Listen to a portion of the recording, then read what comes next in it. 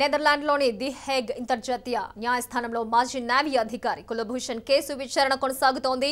భారత్ తరపున మాజీ solicitor general Harish Salve వాదనలు వినిపిస్తున్నారు. పాక్ అక్రమంగా జాదవ్ను అరెస్ట్ చేసిందని సాల్వే వాదించారు.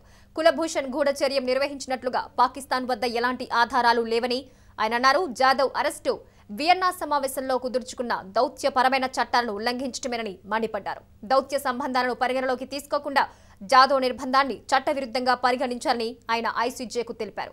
నేటి నుంచి 4 రోజుల వరకు ఇరు దేశాలు తమ వాదనలు వినిపించనున్నాయి. That domestic legislation fails to provide a definition of torture and to criminalize it in compliance with Article 7 of the Covenant and international standard, and that torture is widely used by the police and military and security forces and the intelligence agencies, and that allegations of torture are not promptly and thoroughly investigated and perpetrators are rarely brought to justice. 2016లో పాకిస్తాన్లోని బలూచిస్తాన్ ప్రావిన్స్లో కులభూషణ్ అక్రమంగా ప్రవేశించారని పాక్ భద్రతా బలగాలు జాదవ్ను అదుపులోకి తీసుకున్నాయి. నకిలీ పాస్పోర్టుతో గూఢచర్యం చేశారన్న ఆరోపణలతో Pakistan military court అతడికి మరణశిక్ష విధించింది. పాక్ విధించిన మరణశిక్షను సవాల్ చేస్తూ అంతర్జాతీయ న్యాయస్థానాన్ని Bharat ఆశ్రయించింది. Rights has also been critical of states which allow civilians to be tried by military courts. In Petrucci and Peru, the Inter-American Court held the court notes that several pieces of legislation give the military courts jurisdiction for the purpose of maintaining order and discipline within the ranks of the armed forces.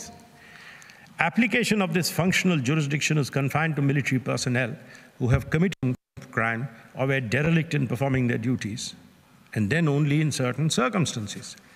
Transferring jurisdiction from civilian courts to military courts, thus allowing military courts to try civilians accused of treason, means that the competent, independent and impartial tribunal previously established by law is precluded from hearing these cases. In effect, military tribunals are not tribunals previously established by law for civilians.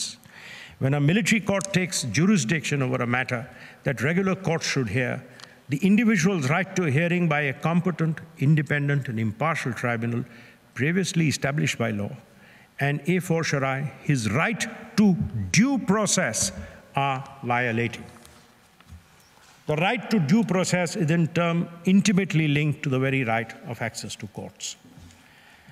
A basic principle of independence of the judiciary is that every person has a right to be heard by regular courts following procedures previously established by law. States are not to create tribunals that do not use the duly established procedures of the legal process to displace jurisdictions belonging to ordinary courts and judicial tribunals. This court has held that guarantees to which every person is brought to trial must not only be essential but also judicial.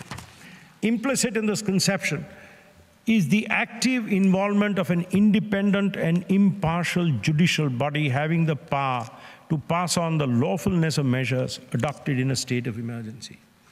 In the instant case, the court considers that the military tribunals that tried the alleged victims for crimes of treason did not meet the requirements implicit in the guarantees of independence and impartiality that Article 8(1) of the American Convention recognizes as essentials of due process.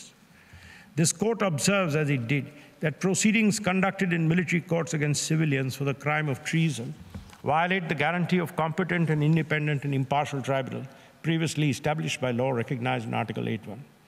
The right to appeal the judgment also recognized with the Convention is not satisfied merely because there is a higher court than the one tried and convicted the accused and to which the latter may or may not has or may have recourse.